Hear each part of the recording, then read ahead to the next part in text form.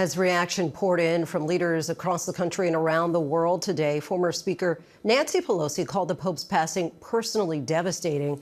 She is kind enough to join us now. Speaker Pelosi, thank you so much for talking with us, and we just want to extend our condolences. I know you had the fortune of meeting the Pope on several occasions.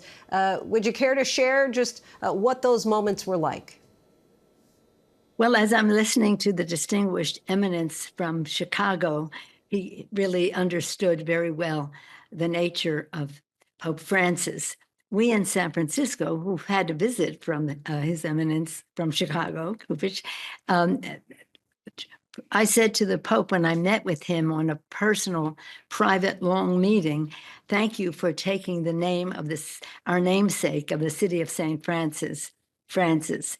I don't know whether he took it because he didn't take it because it was San Francisco, but he just took it because they shared so much in common, love of nature and the rest. One of my stories I love to tell about him is when I had the privilege of going to a long, prolonged meeting with him at the Vatican. They said to me, now you have to understand, you have to obey the rules. They're 400 years old. And when you meet His Holiness, you have to do thus and so. So we go to his office where I'm just going to meet one-on-one with him. And the door opens, I see him, and I just tears were flowing down my face. And he started laughing. He just was amused by that. And I was like, you're laughing at my crying. But he always said to us, pray for me. Imagine, he was the Pope. I said, why should we pray for you? You're the Pope. You should be praying for us. And he said, no, pray for me.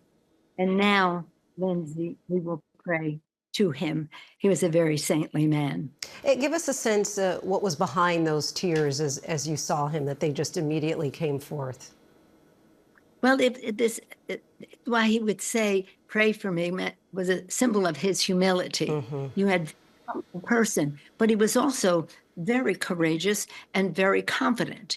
And he made some distinctions as Pope. For example, when he came to speak in the Congress of the United States, he spoke about the climate crisis. We hadn't heard that much from popes about that before. But he was always honoring Christ's creation, God's creation of rich and poor, and insisting that we follow the gospel of Matthew. Or least among them, he always saw to that, A. B, when he took on the climate challenge, believing that this is God's creation, this globe where we live, God created that, and we for the children. And so much of what he has done has been for the children, as we saw yesterday in the square.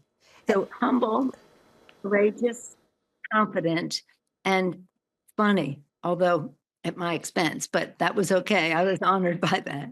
You touched on this a moment ago. Pope Francis was, of course, the pontiff, but also in some ways a politician. He took positions in LGBTQ rights, transgender rights, climate change, immigration, all at a time when here in the U.S., some say those rights are at risk.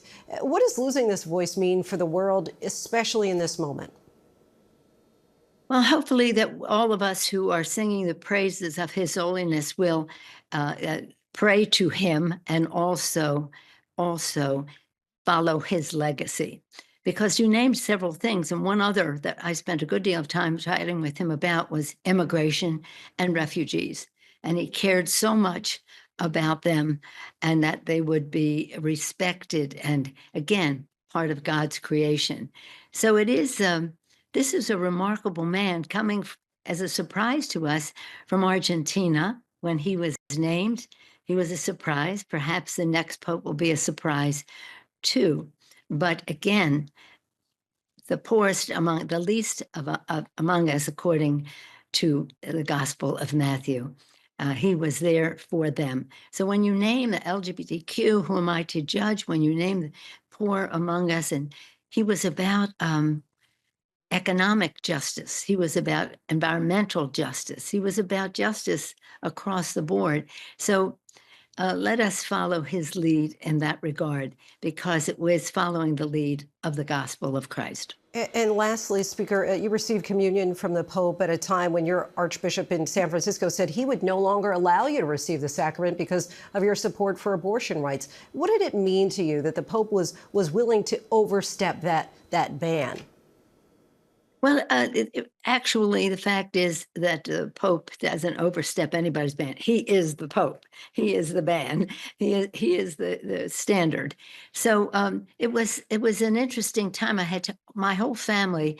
We were in Rome for the feast of St. Peter and Paul, and that's a big deal in Rome. It's like a civic holiday in Rome, in addition to being a religious holiday. So when we went there, we had the whole family in the front row next to the pews where the Pope was in the front row.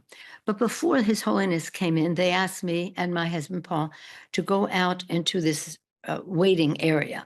We went there, and all of a sudden, His Holiness came in a wheelchair, but he stood up and walked over to where we were. And the Vatican took pictures of our conversation there right at the same time before we would all be going into Mass to observe the Feast of St. Peter and Paul. So it was something that they sent out, and it was a great communication that was well known in my city of San Francisco. Speaker Nancy Pelosi, we thank you so much for your time. Really appreciate you sharing this time with us. Thank you. Thank you very much, Linsey, for your focus on His Holiness.